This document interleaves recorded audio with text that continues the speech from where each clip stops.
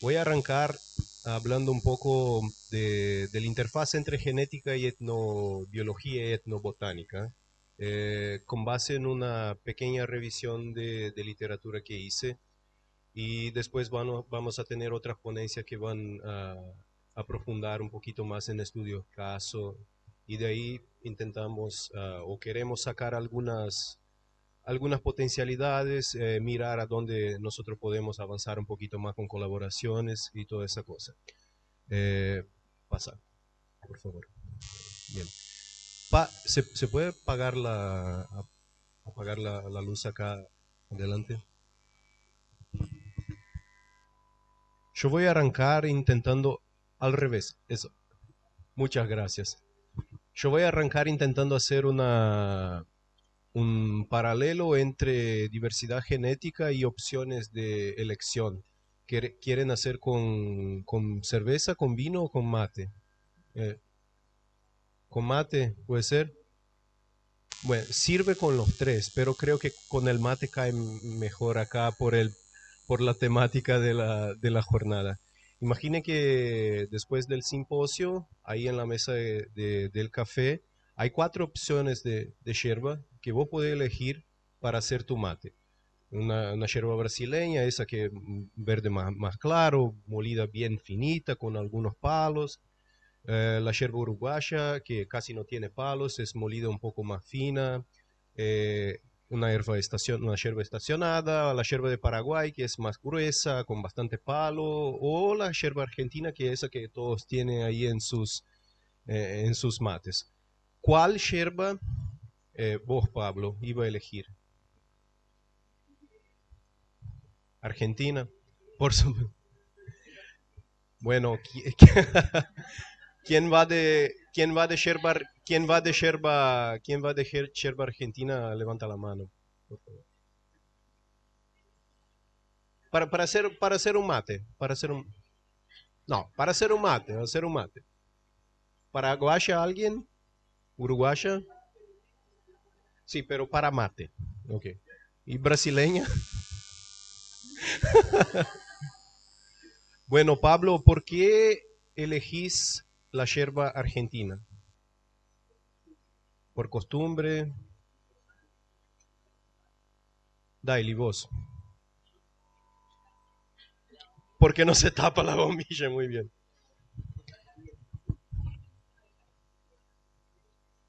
Sí, es bien más suave. Bien.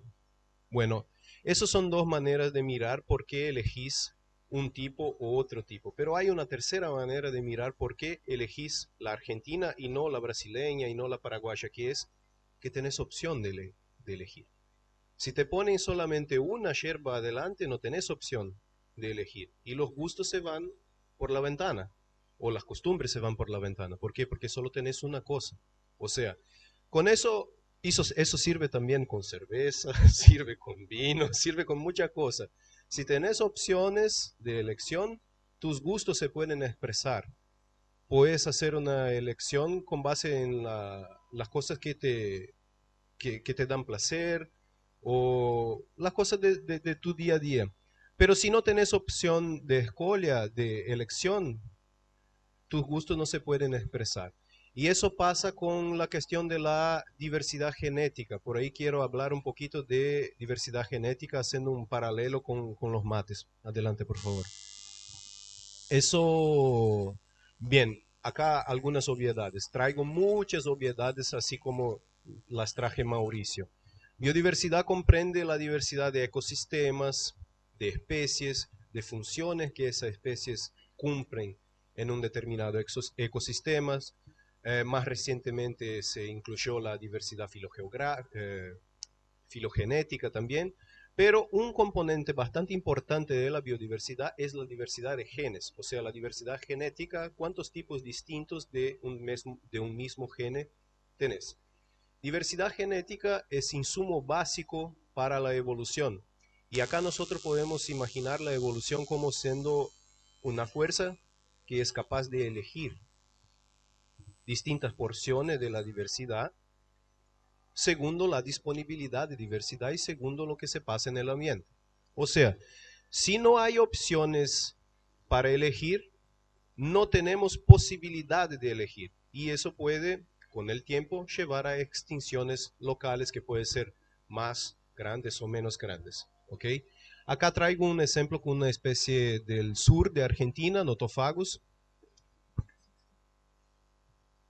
Eh, un estudio que fue hecho por pesquisadores de la Universidad del Comahue y del Instituto Ecotono, que con las previsiones de calentamiento global, el notofagus que ocurre más o menos en la media pendiente tendría que subir las sierras para poder tener una condición de temperatura que sea mínimamente posible su desarrollo. El tema es que hay dos preguntas acá. Primero, la velocidad con que se está calentando el planeta va a dejar tiempo para que los notofagos puedan subir la sierra. Y segundo, una vez que se pueden subir la sierra, tienen diversidad genética suficiente para adaptarse a esta nueva condición de suelo, de insolación, de temperatura y así por adelante. Si contestas, si respondes no para cualquiera de estas preguntas, el resultado es extinción local. O sea, si no tenés tiempo o opciones con base en la diversidad genética, se va al notofagos. Puede ser un proceso más rápido o más despacio según las condiciones de cada local. Adelante, por favor. Bueno, voy a hablar un poquito ahora de cómo nosotros humanos nos relacionamos con la biodiversidad en los sistemas dominantes de producción de alimentos. No solo de alimentos, pero acá el enfoque es producción de alimentos. Nosotros tenemos más o menos 250.300 opciones de especies que producen algo comestible. De esas opciones, 150 a 200 de facto son utilizadas para producir comida y de esas 12 proveen 75% del alimento que se come en el mundo. De esas 12 que son las más utilizadas, 3 de ellas, el arroz, el maíz y el trigo, contribuyen con 60% de la energía que se consume. O sea, nosotros en cuanto a humanos hacemos una elección de reducir la biodiversidad y la variabilidad que utilizamos para producir alimento. ¿Y cuáles son las consecuencias de eso? Mira qué linda labor de maíz, ¿no? Linda entre aspas. Muy bien. Acá lo que tenemos son plantas que son todas iguales sobre el punto de vista genético. O sea, si hay alguna cosa que puede dañar a una planta, puede dañar a la plantación toda. ¿Ok? Una plaga, una maleza, una enfermedad fitopatológica, cualquiera. O sea, lo que tenemos que hacer para mantener ese tipo de producción en pie, andando, marchando, es básicamente tratar de sacar todo que puede ser la competición, haciendo aportes de insumos, de síntesis química, usando mucho petróleo y así por adelante. Y la cosa no se vuelve mejor con el pasar del tiempo. En los años 80 en Brasil, la plantación de soja era considerada el cultivo del vago. En Brasil, la cultura do vagabundo. ¿Por qué? Porque era muy fácil. Sembraba una o dos aplicaciones de agrotóxicos, adubaciones y ya está, se produce. Hoy no se sale sin 6, 7, 8 aplicaciones de agrotóxicos. La misma cosa con el maíz. Y creo que acá en Misiones un ejemplo bastante importante es lo que está pasando con los cultivos de yerba mate. Cada vez más hay necesidad de aporte de agrotóxicos, de fertilizantes químicos y por ahí va. La próxima. Si bien esos sistemas dominantes de producción de alimentos reducen bastante la diversidad que es utilizada para producir, ellos logran algunos éxitos, entre comillas también, ¿ok? Que es aumentar bastante la producción. Esos datos que les voy a enseñar ahora son del libro estadístico de FAO de 2023. Todo año publican un libro con estadísticas sobre producción de alimentos y otras cosas más que son interesantes. ¿Ok? Desde los años 2000 hasta 2021, la producción de granos en el mundo aumentó 54%, o sea, el doble, ¿ok? La producción de óleos vegetales, 125%.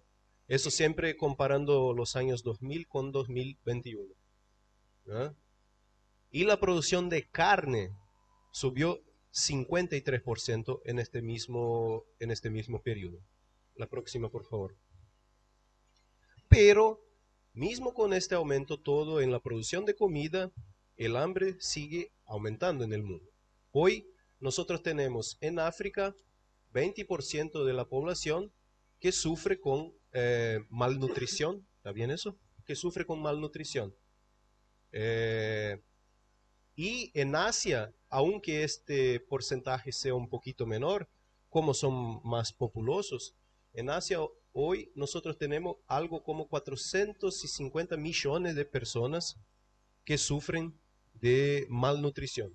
En América, en las Américas, este número está alrededor de 50, 60 millones de personas. O sea, por un lado tenemos sistemas que son capaces de producir mucha comida, aunque no sea de muy buena calidad y con sistemas que dañan mucho el planeta. Y del otro lado, el hambre sigue creciendo. Próxima, por favor. Acá son los niveles de inseguridad alimentaria divididos por continentes. O sea, en África, la inseguridad severa y la inseguridad moderada, acá en rojo y acá en marrón, aumentó mucho de 2015 hasta 2022. Y este proceso se agudizó justamente en uno de los capítulos más dramáticos de nuestra historia reciente, que fue la pandemia de COVID. Y eso sigue aumentando en casi todos los continentes, menos en América del Norte y Europa. O sea, la inseguridad alimentaria, la dificultad que una persona puede tener para hacer las reflexiones mínimas, para tener un buen funcionamiento de su cuerpo, viene aumentando dramáticamente en los últimos años. Adelante, por favor. Acá nosotros tenemos el promedio de ingreso de energía en las dietas de las personas que viven en diferentes continentes. Hoy, un tipo que vive en Europa ingiere más o menos 3.500 kilocalorías por día. Mientras tanto, una misma persona que vive en Asia pasa el día con 2.600 kilocalorías. O sea, hay mucha comida, aunque de calidad bien dudosa, pero la distribución es terrible. Próximo, por favor. Y como esos sistemas, en esos sistemas la biodiversidad no es algo importante, el aporte de insumos tiene que crecer siempre exponencialmente para tratar de seguir con la producción. O sea, del año 2000 hasta el año 2021, la cantidad de pesticidas que se usa en la producción aumentó 62%, y la mitad de eso todo se usa acá en las Américas, especialmente en la América del Sur, especialmente en Brasil. Okay. El uso de fertilizante también aumentó bastante en los últimos años, especialmente fertilizantes que aportan nitrógeno, o sea, que tienen origen en petróleo. Próxima, por favor.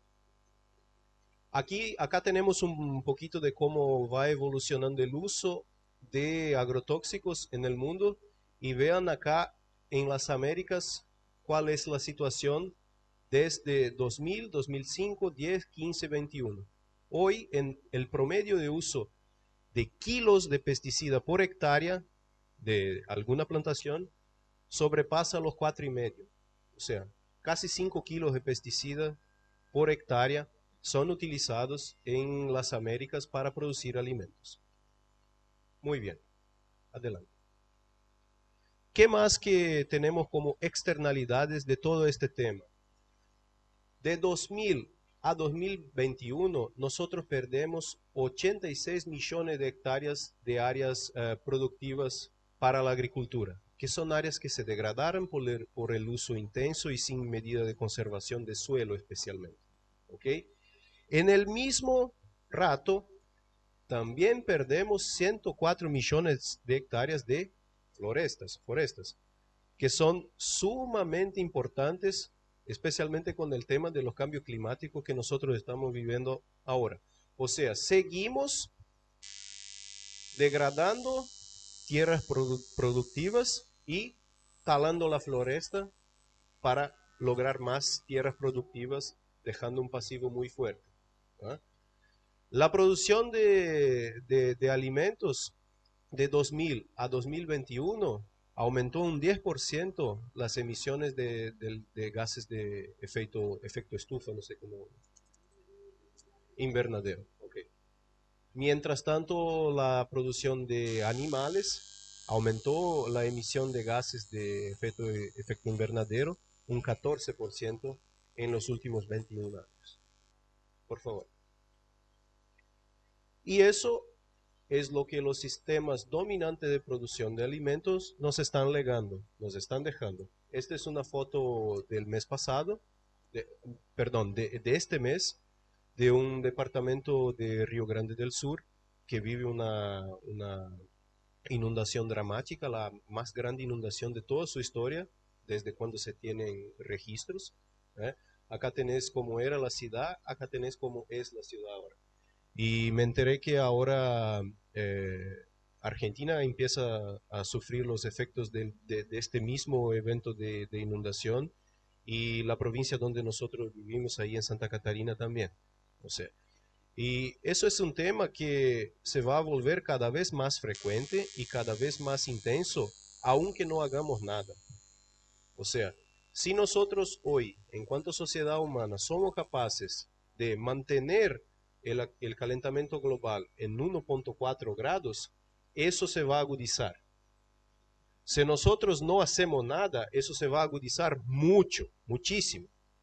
O sea que nosotros tenemos en cuanto sociedad, en cuanto especie, que es parte de la biodiversidad y es dependiente de la biodiversidad, nosotros tenemos que hacer cosas para que el calentamiento global se disminuya. Del contrario, eso van a ser eventos cada vez más drásticos, cada vez más frecuentes en nuestra vida. Por favor. Muy bien, y acá es donde yo quiero hacer una conexión entre lo que estamos haciendo hoy con el uso de la biodiversidad para producción de alimentos y de cómo la etnobiología puede aportar nuevas maneras de relacionarse con la biodiversidad. Nuevas entre comillas, porque no necesariamente son nuevas, por veces son muy antiguas, maneras de relacionarse con la biodiversidad que vienen de los pueblos originarios, pero nosotros necesitamos de alternativas a este sistema dominante de producción de alimentos. Y acá hablo apenas de producción de alimentos, pero hay muchas otras cosas, el uso de petróleo y el consumismo desenfrenado y todo más. Pero hablando de biodiversidad, nosotros necesitamos de otras maneras de relacionarse con ella y de maneras que queden claras, que resulten claras a todos que nosotros no somos entes extraterrestres. Nosotros somos parte de la biodiversidad.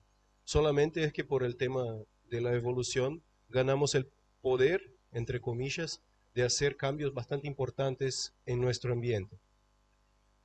Y yo creo que, pasa por favor, yo creo que ahí se puede encontrar muy bien la etnobiología y la genética, o sea, cómo la gente se relaciona con la biodiversidad y cómo eso puede promover un uso de la biodiversidad que sea sostenible y que no sea dañoso al planeta como viene siendo hasta ahora. Por favor.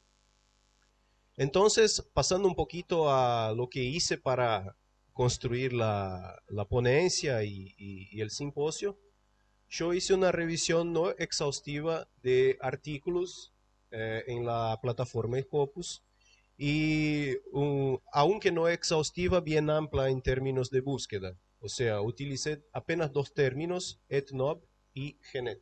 O sea, cualquier artículo que tenía esos dos términos en el título, en el resumen o en las palabras clave, se seleccionó y después cada uno de esos artículos fueron descargados, leídos, para saber si había una mezcla clara de métodos que pueden accesar conocimiento etnobiológico y de métodos que pueden accesar alguna cosa de genética, en general diversidad genética. Solamente esos artículos fueron considerados para la ponencia que les estoy hablando ahora. O sea, mezcla clara de métodos etnobiológicos o etnobotánicos también con métodos genéticos, sean moleculares o morfológicos. Próxima, por favor. Muy bien, pasando a los resultados. ¿Cuántos artículos yo he podido encontrar en esa búsqueda? 453 en el total. De este total yo he podido descargar por temas de tener que pagar algún artículo y por ahí. Yo pude descargar 327. De esos 327, solamente 16% fueron seleccionados. O sea, apenas 54 artículos de esos 327 tenían una mezcla clara de métodos etnobiológicos o etnobotánicos y de métodos genéticos, o sea, una interconexión para testar una hipótesis, por ahí va. Por favor. ¿Qué pasa con esos 54 artículos? La gran mayoría está publicada en la década de 2010, o sea, 28 de los 54 en 2010 y la década de 2020 ahora sigue creciendo. O sea, estamos experimentando un aumento importante de artículos, o sea, de investigaciones que claramente mezclan esas dos áreas del conocimiento. El enfoque principal se dio en vegetales. De los 54 artículos, solamente 2 trataban de animales. Todos los otros trataban de vegetales. Los métodos más utilizados en genética fueron métodos moleculares, 31, seguidos de métodos morfológicos, 12, o artículos que utilizaban ambos los métodos, morfológicos o moleculares, 9. Mientras tanto, el enfoque etnobiológico, la gran mayoría fue encuestas o revisión bibliográfica, pero la gran mayoría encuestas. Y las especies más estudiadas en esos artículos fueron mandioca con 10, arroz 4 y ágave y támara con 3. Algunos artículos trataban de múltiples especies, pero la gran mayoría enfocaba en apenas una, siendo que la mandioca fue la más estudiada en este tema. Mucho por cuenta de los artículos de Nivaldo Peroni y su grupo de investigación. Adelante, por favor. Bueno, ahora les voy a traer un poquito de los artículos que yo clasifiqué como particulares e inspiradores. Particulares, ¿por qué? Porque tratan de temas que no son comunes en el conjunto de los 54 artículos, pero tienen ideas que me parecieron bastante inspiradoras. Después les voy a hablar de artículos que son más comunes, pero no menos inspiradores. Este primero que les quiero hablar es un artículo que utilizó de abordaje botánica, genética y etnobotánica para mejor conocer la dieta del tapir, ¿okay? En Guiana Francesa. Por favor. ¿Cómo es que la gente trabajó en este artículo? Tapir es un animal que no es fácil de visualizar porque es elusivo, huye muy fácilmente a cualquier señal de amenaza. O sea, los científicos suelen mirar plantas que fueran forrajeadas por los tapires para saber cuáles son las especies que pueden servir como alimento. Más recientemente hacen análisis del ADN de cloroplasto que se encuentran en las feces de los tapires. Y por ahí podés volver a saber cuáles son las especies que ingirió. En Brasil nosotros llamamos anta. Esa anta, lo que comió se puede sacar también por las feces y por el análisis genéticas. La novedad acá es que, además de trabajar con señales en plantas forrajeadas y análisis genéticas, se hicieron encuestas, no está bien eso acá, se hicieron encuestas con los indígenas.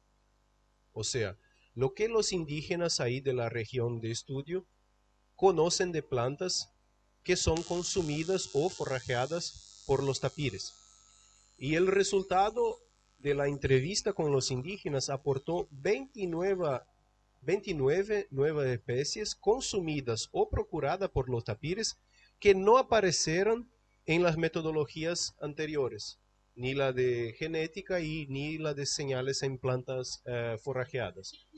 Y acá había toda una discusión de cómo eso es importante, porque si sabes con más seguridad cuál es la dieta y cómo esta dieta varía de acuerdo con el local, con la época del año, podés inferir con mucho más robustez cómo esta especie está involucrada en su ecosistema, cuáles son esas especies clave que necesitan de acciones de conservación para mantener la dieta del tapir, cómo el tapir puede actuar como un dispersor de esas especies y así por adelante. O sea, 29 nuevas especies que no fueran encontradas por los otros dos métodos, pero se encontraron charlando, conversando con los indígenas. Eso es uno de los únicos artículos que trató, uno de los dos artículos que trató de etnobotánica, etnobiología y genética con animales. El otro trataba de diversidad de cabras. Adelante. Este es un artículo que también clasifiqué como particular e inspirador porque analizó la distribución de la diversidad genética en variedades de mandioca en Gabón, África. Segundo, se dan los casamientos entre las personas. O sea, algo que es bastante raro de imaginar sobre el punto de vista de un genetista, que los casamientos entre las personas pueden influenciar en cómo se distribuye la diversidad genética. Muy bien, acá hay una figura que muestra Gabón y hay una división clara acá de dos lenguas. Para el norte de esta división, la mayoría de las sociedades indígenas son patrilineales, o sea, se puede trazar la herencia de muchas cosas, del apellido y de otra cosa más, por los hombres. Mientras tanto, acá en el sur, la gran mayoría de las sociedades son matrilineales, o sea, la misma cosa, pero se traza la herencia por las mujeres. Y bueno, adelante. ¿Qué se encontró en términos de diversidad genética en esas dos zonas? Básicamente lo siguiente. En el norte, las sociedades más patrilineales, la diversidad genética es menor, más baja, de que en las otras dos regiones que son matrilineales. ¿Ok? Sí, sí, pero es obvio, pero es todavía interesante. Por favor. ¿Qué más? Acá es una tabla que muestra cómo se da la pasaje adelante del germoplasma de mandioca. O sea, en las sociedades que son matrilineales, o sea, que llevan un M acá, la herencia o la transmisión de la diversidad de mandioca se da de madre a hija. Siempre de madre a hija. O sea, ese es la manera más importante que ahí en ese local se encontró de transferencia de diversidad genética, aunque no sea la única. O sea, puede ser de abuela a hija, puede ser de suegra a nuera, puede ser de, como dicen acá, puede ser de rivales, o sea, de alguien que es de fuera del casamiento, que puede pasar adelante alguna variedad, pero la gran mayoría se procesa, se transmite de madre a hija. ¿Cuáles son las consecuencias de eso? Por favor. Las sociedades en que la transmisión del germoplasma de mandioca se da de madre a hija tienen mucho más diversidad genética dentro de las variedades y diversidad de variedades do que las sociedades en la cual la transmisión se da de suegra a nuera. esos son sociedades matrilineales y esas son sociedades patrilineales. ¿Cuál es la diferencia? Porque sigue siendo mujer para mujer la gran mayoría. La diferencia es que en las sociedades matrilineales, cuando una hija se casa, ella sale de su casa y va a vivir en la casa de su marido. Pero al salir de su casa, ella gana de su mamá manivas, no sé cómo se dice, pedazo del colmo, ¿ah? Estacas. Gana de su mamá estacas de mandioca que lleva a su nueva morada. O sea, eso hace con que la diversidad se espaje mucho más do que simplemente cuando la transmisión no se da de esa manera, como son en las sociedades patrilineales. En las sociedades patrilineales, la mujer sigue saliendo de su casa para vivir en la casa de su marido, pero no lleva nada. ¿Por qué? Porque la herencia de las cosas importantes es patrilineal, o sea, ella gana las estacas de mandioca de su suegra. ¿Ok? O sea, lo que pasa es que en este caso la diversidad es más corta y más localizada, o sea, no hay flujo, no hay mucho flujo. ¿Por qué? Porque se sigue siempre en la misma familia, mientras en las sociedades matrilineales el flujo es mucho mayor. Eso me pareció una... Mira, yo trabajé toda mi vida básicamente con genética de poblaciones y conservación y nunca me ocurrió que los casamientos podrían ser algo importante para explicar cómo se distribuye la diversidad de alguna especie. Bien, yo trabajé con ocotes, que no son especies que alguien lleva una semilla cuando se casa, pero bueno, para otras especies eso parece hacer mucho sentido. Adelante, por favor. Bueno, algunos patrones que fui capaz de perceber en los artículos que he seleccionado. Eso está en todos los artículos. Las personas son capaces de reconocer, manejar y conservar importantes porciones de la biodiversidad. Esa es una obviedad para todos nosotros acá, pero no es una obviedad para la sociedad en general, especialmente del lado de los genetistas. ¿Ok? Otra cosa que es bastante preocupante es que muchos artículos señalan para un riesgo inminente de pérdida tanto de diversidad genética o de especies, cuanto para pérdida de conocimientos de cómo manejar esta diversidad. ¿Okay? ¿Cuáles fueron las temáticas más comunes abordadas en los artículos que he seleccionado? 43 de los 54 de alguna manera trataban de diversidad genética, de alguna manera. Fíjense que acá la suma sobrepasa los 54 porque hay artículos que tienen más do que una temática involucrada. 35 de los artículos tenían una evaluación de estrategias de uso de la biodiversidad por la gente que manejaba esta biodiversidad.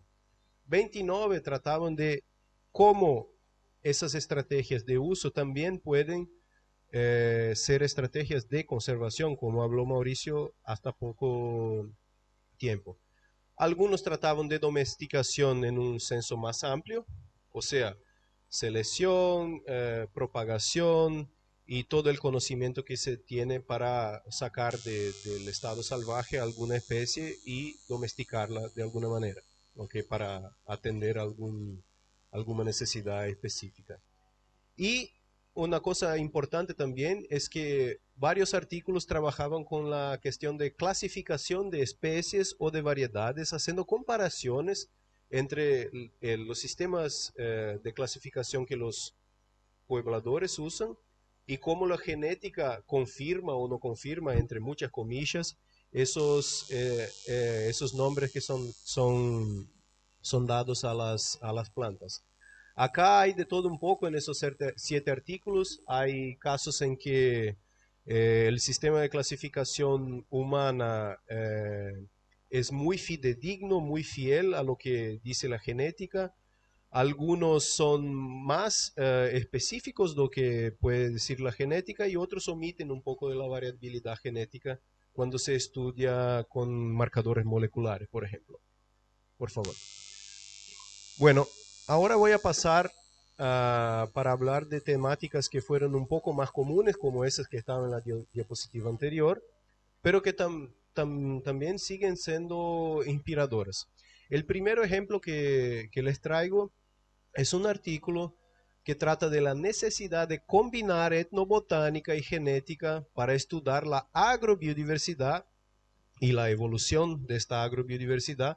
Un estudio de caso en un oasis en Egipto, Siwa Oasis, con tamareras. ¿Está bien? Tamareras.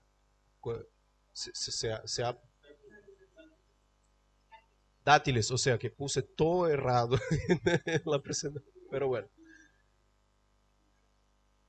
por favor, la próxima. Bueno, un poquito de las dátiles. Es una especie dioica, o sea, hay individuos masculinos separados de individuos femeninos, pero los femeninos son los importantes para producir las dátilas. ¿Ok? En los oasis donde se cultiva las dátilas, en general, los lugares de cultivo tienen de 95 a 99% de planta femenina, o sea, que es el enfoque para producción de los frutos. Y eso genera una necesidad que es de hacer polinización manual. O sea, hay poquísimos machos y de esos machos se saca el polen para hacer la polinización de los árboles femeninos que van a hacer la producción. ¿Ok? Los plantines, esa es una especie que mayoritariamente se propaga vegetativamente, o sea, no se usan las semillas para hacer nuevos cultivos. Y como muchos de ustedes deben saber, es una especie que lleva mucho tiempo para empezar a producir, por veces una centena de años, pero después que empieza a producir, también tarda mucho tiempo produciendo, por veces una centena o una docena de años. O sea, que muchas veces los pobladores ahí van a trabajar su vida entera en la misma población sin que esta población se aumente o sin que llegue una nueva variedad. Y el tema de la propagación vegetativa también es bastante utilizado. ¿Por qué? Porque si propagas una planta por vía sexuada, la diversidad segrega y puedes perder las características que son importantes para la producción, como el gusto, la época de producción. Entonces, la gran práctica es propagar eso vegetativamente para mantener una cierta fidelidad genotípica y fenotípica dentro de cada variedad. Y la práctica es que los seedlings, los plantines, cuando ocurren, raramente son mantenidos en la población, muy raramente. O sea, si el agricultor ve que nació un plantín de dátila, la práctica común es sacar eso de ahí. Porque probablemente si es un hijo de un cruzamiento, perdió sus características por el tema de la recombinación. ¿Ok?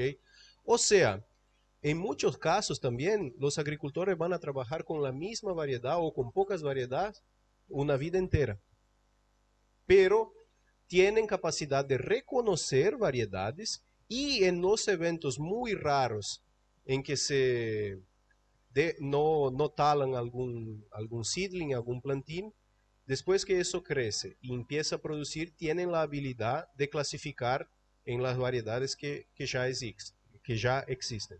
¿Ok? Próximo. Esos nuevos individuos, ellos son clasificados en variedades nuevas o en variedades que ya existen según sus características fenotípicas.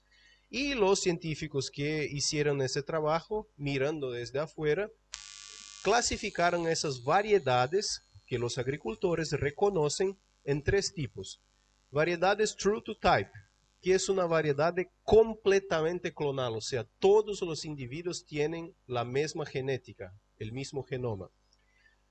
Etnovariedades, que son conjunto de clones bajo un mismo nombre de variedad, pero que no son 100% iguales, pero todavía comparten características fenotípicas bastante parecidas. Y una tercera clase que son las categorías locales, esas que son mezcla de genotipos con características razonablemente parecidas, pero que no hay relación de parentesco clara entre los clones. O sea, esa es una clasificación que no lo hacen los agricultores, sino la gente que estaba estudiando esa cuestión. Por favor. ¿Qué, este trabajo, qué hicieron los científicos en este trabajo? Recolectaron 406 accesos, o sea, muestras de támara de varios locales de África, pero con un enfoque muy claro en el oasis de Siwa. Acá es una parte de Egipto donde está este oasis, que por estar cerca acá de dos grandes lagos, tiene disponibilidad de agua y ahí se producen muchas támaras. Para cada nombre de variedad que los agricultores reconocían, la gente recolectó más do que un individuo para saber si esas variedades son true to type, etnovariedades o, volví que me olvidé el nombre, por favor, o categorías locales, o sea, cómo está conformada la genética bajo cada nombre de variedad que los agricultores reconocen. Después también trabajaron con variedades ferales o abandonadas, o sea, en algunos lugares del oasis se abandonó el cultivo y quedan ahí las dátilas produciendo todavía. Entonces se estudió la diversidad también de esos cultivos que son abandonados o ferales también como son llamados. Y se accesó la diversidad genética por medio del estudio del ADN del núcleo y del cloroplasto. Adelante, por favor. ¿Cuáles son los resultados más importantes? Son 18 variedades reconocidas en el oasis Siwa. De esas 18, 5 son true to type, o sea, todas 100% clonales, o sea, la identidad genética es de 100% del ADN, tanto nuclear cuanto del cloroplasto. O sea, son variedades que son compuestas por apenas un genótipo. ¿Ok?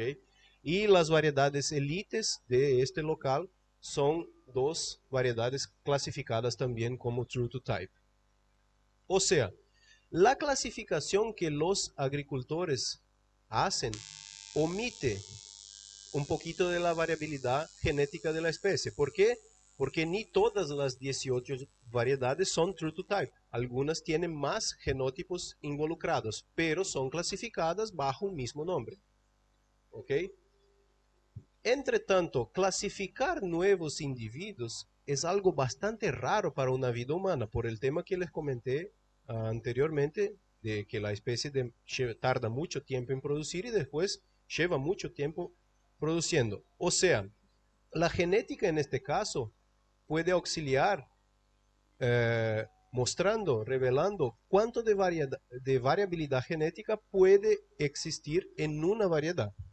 Por otro lado, un genetista puede mal evaluar la variabilidad si no conoce cómo una variedad puede ser nombrada. ¿Cuáles son las características que llevan a un agricultor a nombrar una variedad como A, B o C? O sea, en este caso, apenas un trabajo etnográfico de largo plazo puede aclarar cuáles son las prácticas que están involucradas con cada variedad y cómo cada agricultor nombra a una variedad. Y aquí es un trabajo etnográfico de largo plazo por el tema de que es una especie longeva. Si fuera una especie más de ciclo más corto, el trabajo etnográfico puede ser más corto también. ¿Ok? Adelante. Entonces, lo que este es un artículo bastante denso, no traje todos los resultados, tiene casi 30 páginas, es una locura, pero muy inspirador. Eso es un cuadro que resume un poco de cómo la gente ve sus variedades y cómo están conformadas genéticamente. De la izquierda para la derecha, nosotros tenemos un aumento de variabilidad genética dentro de cada variedad. Las true to type son aquellas que tienen apenas un genótipo. Las etnovariedades y las categorías locales son, como les puedo decir, un continuo de cantidades de diversidad genética, pero en este continuo todavía la gente sigue nombrando de acuerdo con algunas características específicas. ¿Ok? Y las etnovariedades tienen una cuestión de identidad. O sea, a los agricultores les parece que son lo que nosotros llamamos true to type por cuenta de una identidad fenotípica, pero genéticamente tiene un poquito más de diversidad. Y las que son las categorías tienen una cuestión de calidad que es un poquito más abajo de identidad, pero son indicadores un poco más abrangentes que hacen con que se clasifique en una u otra variedad. O sea, acá hay una multitud de nombres y de prácticas asociadas que, por su vez, está involucrada con una gran cantidad de diversidad genética o no. Y eso solo se puede accesar si haces estudios mezclando etnobotánica, etnobiología con genética. Próximo. Acá les traigo un trabajo que es de nuestro grupo, de Mauricio, que trata de diversidad, uso y conservación de araucaria, del pino Paraná. ¿Ok? Por favor, la próxima. Nosotros en Brasil, Mauricio les enseñó antes, tenemos muchos tipos de paisaje en las cuales tenemos araucaria.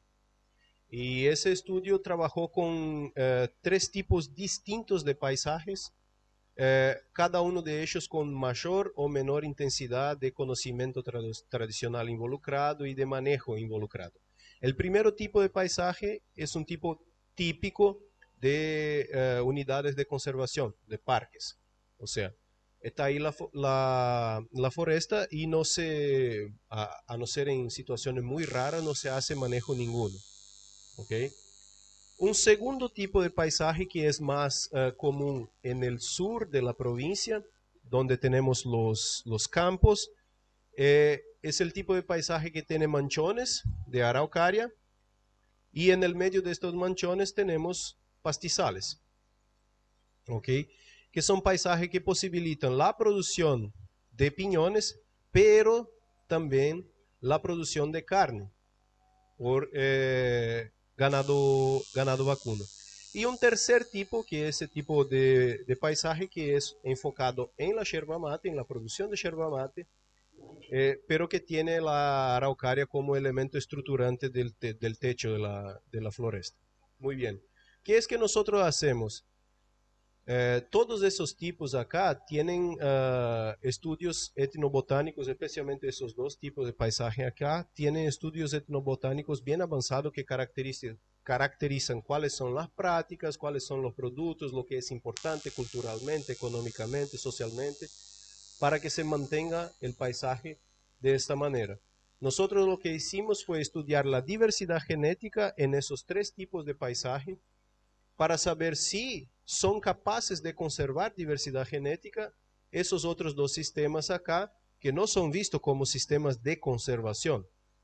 Okay, lo que es visto como sistema de conservación es este primero acá que está en un parque, por favor. Lo que nosotros encontramos en las diversas poblaciones que estudiamos, no hay diferencia entre los índices de diversidad genética de los parques, del paisaje con ganadería y del paisaje con producción de yerba mate. O sea, es todo más o menos igual. Nosotros podemos cuestionar, pero un paisaje simplificado para producción de yerba mate, se tala alguna cosa, hay menos diversidad de especies. Sí, no es perfecta la cosa, pero se mantiene cobertura forestal y se mantiene diversidad genética de una especie, aunque por veces el enfoque no sea esta especie, pero sea otra, como yerba mate. Adelante. ¿Qué más que nosotros hemos podido saber acá? Es que la tasa de cruzamiento entre parientes y la endogamia en la progenie no es diferente de cero en todas las tres condiciones. O sea, hay posibilidad de transmisión de diversidad genética, aunque la estructura de la foresta de los tres tipos de paisajes sea diferente. muy bien, encaminando para el fin. ¿Qué es que saco de eso todo que he leído y todo más? Todo me parece bastante promisor, bastante promisor. No necesariamente porque traen novedades, pero porque da visibilidad, reconocimiento y valoración a sistemas distintos de relacionarse con la biodiversidad, distintos del dominante. O sea, acá es claro que tenemos que volver al inicio, clarísimo. ¿Okay? Pero si todo es bastante promisor, también hay mucho por hacer, especialmente de la parte de los genetistas. Me dé el trabajo de mirar las actas del Congreso Brasileño de Genética del año pasado y las actas del Congreso Argentino de Genética del año pasado. No hay una conferencia, un simposio, un resumen que tenga la palabra etnobiología, etnobotánica o cualquiera etno. Cuando aparece etno es porque es algo de doenças humanas que tiene a ver con la etnia de la persona. Pero, y eso ya hubo mesa redonda coordinada por Mauricio en Congreso de Genética que trataban de las conexiones entre genética y las etno, pero no hay más. O sea, hay mucho que avanzar, bastante. Bien, yo coordino el núcleo de investigaciones en forestas tropicales, donde Peggy hizo parte de su trabajo, donde Daily hizo parte de su trabajo y donde yo hice mi trabajo también. Mauricio fue coordinador hasta 2019. Acá está el sitio, si todos nuestros trabajos están ahí, podemos charlar. Acá está mi correo, si tiene alguna cosa que desean que yo envíe, todo, queden libres para hacer contacto. Y acá hay las personas. Yo anoche saqué las fotos de las conmemoraciones de 25, 30, 35 y 40 años del NPFT. Hoy tiene 43 años y la última celebración tuvo que ser online por el tema de la pandemia. Pero, por ejemplo, acá en esa foto, en la conmemoración de los 25 años, está Cristina Baldauf, que va a hacer su ponencia en la secuencia. En las otras tres estoy yo, acá está Peggy, Daily no, Daily está acá, sí, Norma está acá también. O sea, también participó de una... es un trabajo, nosotros trabajamos mucho con cuestiones forestales y no se hace nada, no se hace nada solo. Y lo que presenté acá no es necesariamente resultado de trabajos de nuestro laboratorio, a no ser este último que presenté, pero son trabajos que carecen de mucha gente y que carecen que esas personas estén dispuestas a oír, como dijo Heraldo anoche. ¿Okay? Gracias.